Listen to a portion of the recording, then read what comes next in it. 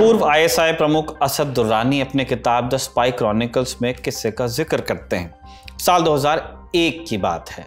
आगरा सम्मेलन में भाग लेने के लिए जनरल परवेज मुशर्रफ हिंदुस्तान आए। जब लौटने की बारी आई, वाजपेयी जो अपने नरम स्वभाव के लिए जाने जाते थे, मुशर्रफ को उनकी कार तक छोड़ने नहीं गए, जबकि ये सामान्य शिष्टाचार की बात थी। दुर्रानी लिखते हैं कि मैं उस दिन मुशर्रफ को अकेले उनकी कार की तरफ बढ़ते देख रहा था। कुछ कदमों का वो रास्ता इतना लंबा लग रहा था मानो खत्म ही नहीं होगा। वो चाह रहे होंगे कि उस वक्त उन्हें कोई न देखे, कोई उनकी तस्वीर तक न खींचे। वाजपेयी ने ऐसा क्यों किया, समझना मुश्किल नहीं है। इस घटना से 2 साल पहले फरवरी 1999 में चलते हैं। लाहौर के गवर्नर हाउस में बने हेलीपैड पर एक हेलीकॉप्टर लैंड होता है। वाजपेयी उतरते हैं। वाजपेयी की जीवनी में सागरिका घोष लिखती हैं, उस रोज वाजपेयी अपने साथ कुछ शॉल लेकर आए। साथ ही पाकीज़ा और मुगल आजम की कुछ सीडीज भी वाजपेयी ने तोहफे में दी। माहौल में मिठास ऐसी कि वाजपेयी खुद बोले कि अरे साहब, झगड़े की बात ही कहाँ है, हम आपकी चीनी खाते हैं, बहुत मीठी है। भारत तब पाकिस्तान से चीनी आयात करता था। ऐसे खुशनुमा माहौल के बीच जनरल मुशर्रफ वहां अनमने से खड़े थे। दरअसल वाजपेयी वाघा बॉर्डर तक बस से गए थे, क्योंकि बस सेवा का तो उन्हें उद्घाटन करना था। वहां से आगे वाघा बॉर्डर पर जब समारोह पूरा हो गया तो उसके आगे वाजपेयी हेलीकॉप्टर से लाहौर गए और पाकिस्तान की दूसरी जगहों पर भी। वाघा बॉर्डर पर वाजपेयी की आगवानी के लिए पाकिस्तान के प्रधानमंत्री नवाज शरीफ, उनके कैबिनेट मिनिस्टर्स और तमाम आला अधिकारी पहुंचे, लेकिन पाकिस्तान का इस्टेब्लिशमेंट इस समारोह में शरीक नहीं था। तीनों सेनाओं के प्रमुख वाघा बॉर्डर पर नहीं आए, जबकि भारत और पाकिस्तान के इतिहास में ये जितनी बड़ी घटना थी, उस हिसाब से कई जानकारों ने बाद में कहा कि जनरल मुशर्रफ को वाजपेयी को रिसीव करने जाना चाहिए था, क्योंकि वो सेनाध्यक्ष थे। लेकिन मुशर्रफ नहीं गए। इतना ही नहीं, जब लाहौर में वो वाजपेयी से मिले भी तो प्रोटोकॉल के हिसाब से मुशर्रफ को आर्मी की सेरेमोनियल यूनिफॉर्म पहनने चाहिए थी, लेकिन वो रोजाना वाली वर्दी पहुंचकर ही वाजपेयी से मिलने गए। कूटनीति के हिसाब से ये बड़ा सिग्नल था, जिसे समझने में वाजपेयी चूक गए और पीठ पीछे मुजाहिदीनों के भेष में सैकड़ों पाकिस्तानी सैनिक कारगिल की पहाड़ियों पर कब्जा जमाकर बैठ गए। नमस्ते, मैं हूं निखिल और आप देख रहे हैं तारीख। कारगिल विजय दिवस के 25 साल पूरे होने पर हम पेश कर रहे हैं एक स्पेशल सीरीज।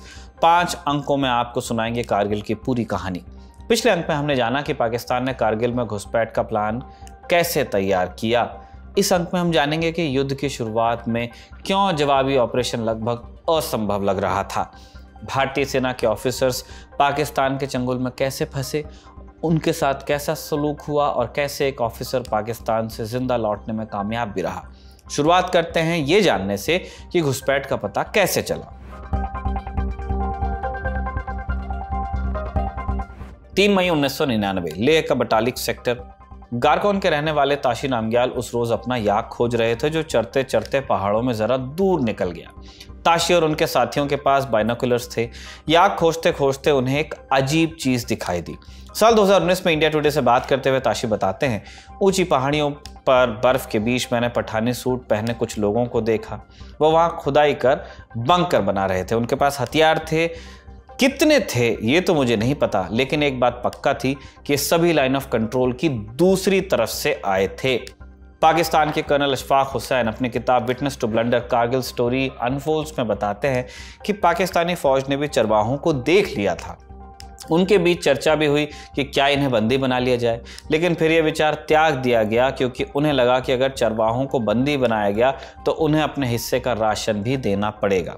दूसरी तरफ नामग्याल और उनके साथियों ने नीचे उतरकर ये बात नज़दीकी इंडियन आर्मी की पोस्ट तक पहुंचाई। आर्मी की एक टीम हालात का जायजा लेने पहुंची, लेकिन वहां उन्हें भारी फायरिंग का सामना करना पड़ा। यहां से आर्मी को समझ आया कि जरूर कोई बड़ी गड़बड़ है। हालांकि कितनी बड़ी ये किसी को मालूम नहीं था। शुरुआत में सबको लगता रहा कि ये महज चंद घुसपैठिए होंगे।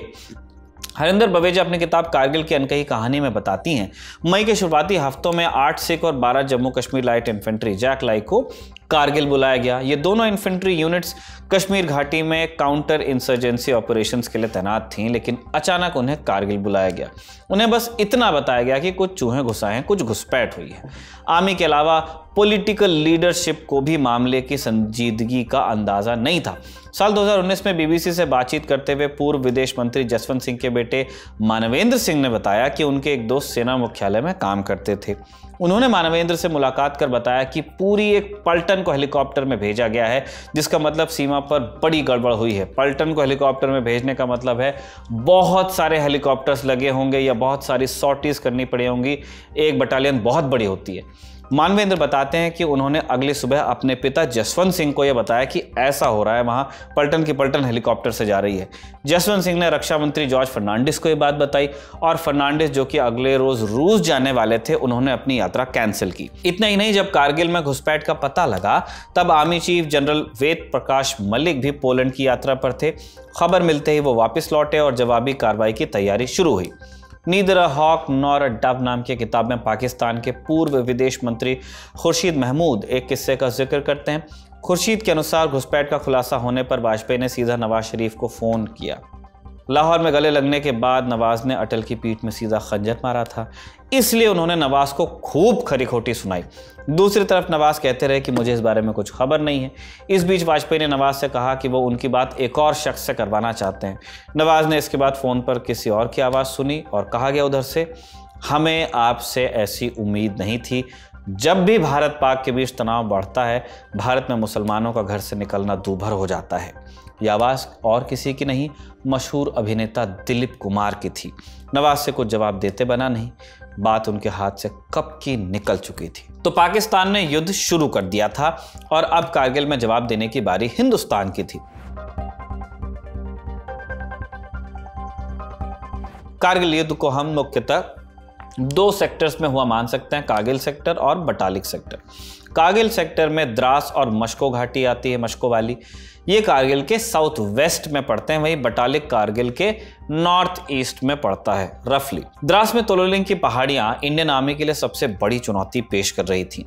श्रीनगर, कारगिल और लेह को जोड़ने वाला NH-1A तोलोलिंग से महज 3 किलोमीटर दूर पड़ता था और पाक फौज की मेन आर्टिलरी तोलोलिंग के पीछे ही तैनात थी।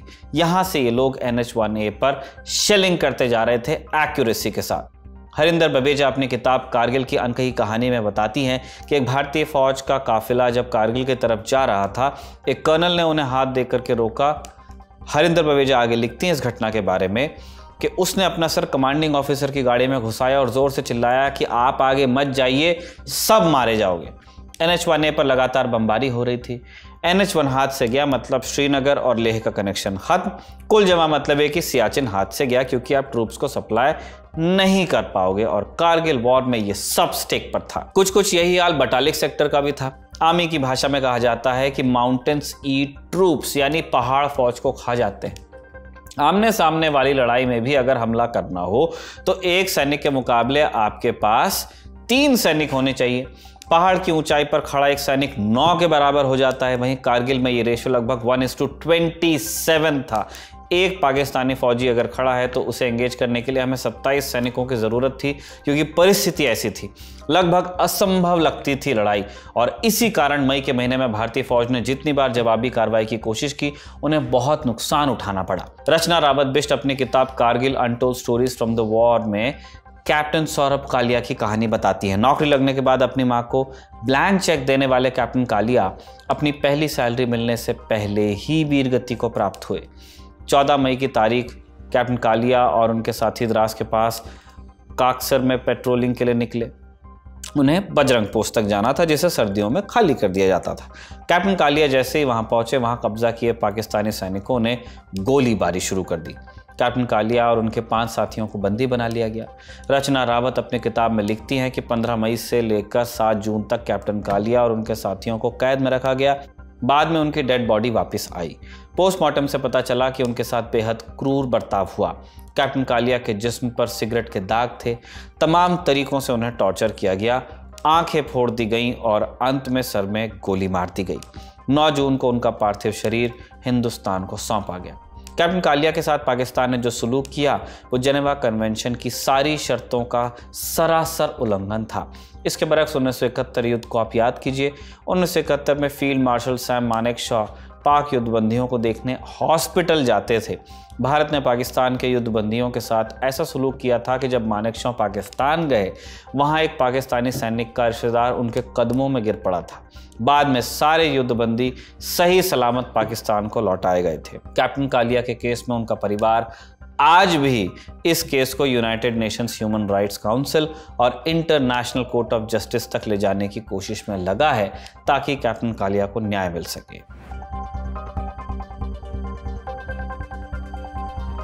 कैप्टन कालिया को तो बचाया नहीं जा सका, लेकिन इसके बाद एक मौका ऐसा भी आया जब पाकिस्तान की फौज भारतीय कैप्टन को सही सलामत वापस भेजने पर मजबूर हुई।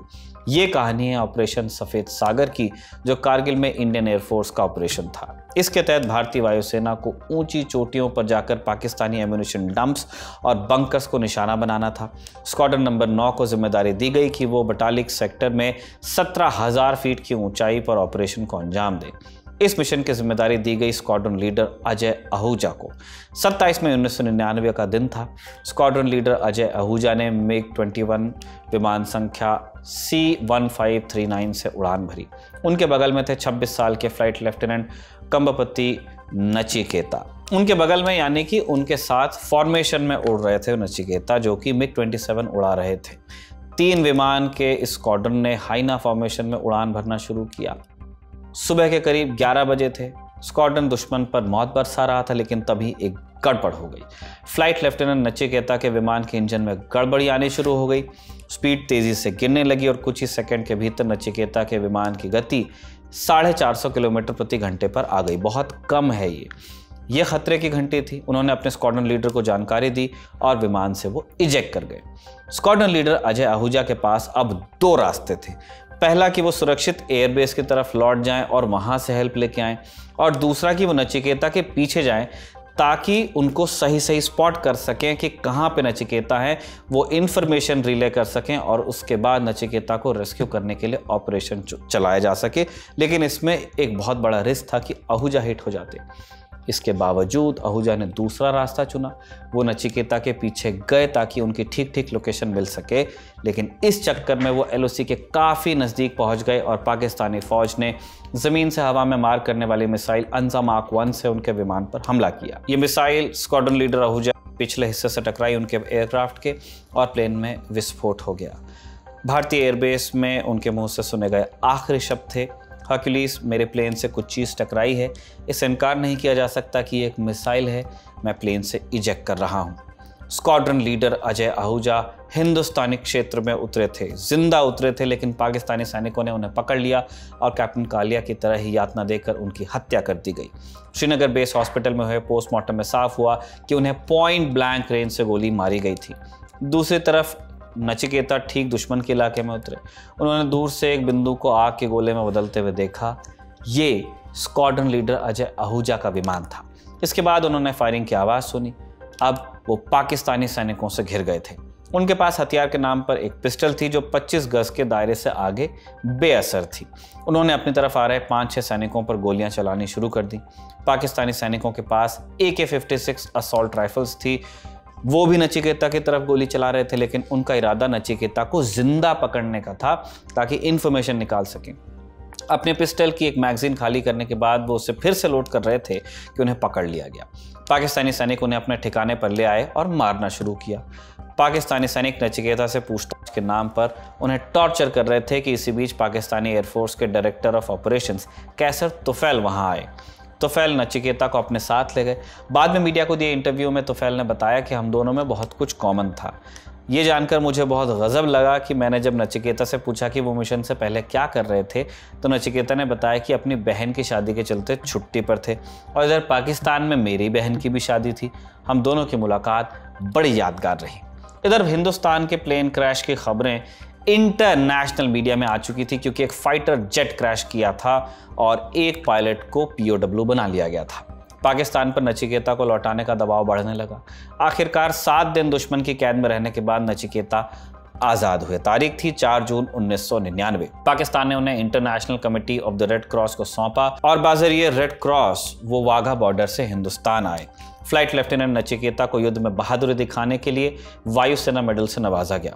कैप्टन नचिकेता की कहानी के साथ ही आज के एपिसोड को हम यहाँ विराम दे रहे हैं। अगले अंक में हम आपको बताएंगे कि ऑपरेशन सफेद सागर में क्या क्या हुआ, जानेंगे कैसे इजराइल ने कारगिल युद्ध में हिंदुस्तान की मदद की और कैसे एक फ़ोन कॉल ने पाकिस्तान का भांडा फोड़ दिया और भारतीय फौज ने बटालिक सेक्टर से घुसपैठियों को कैसे खदेड़ा।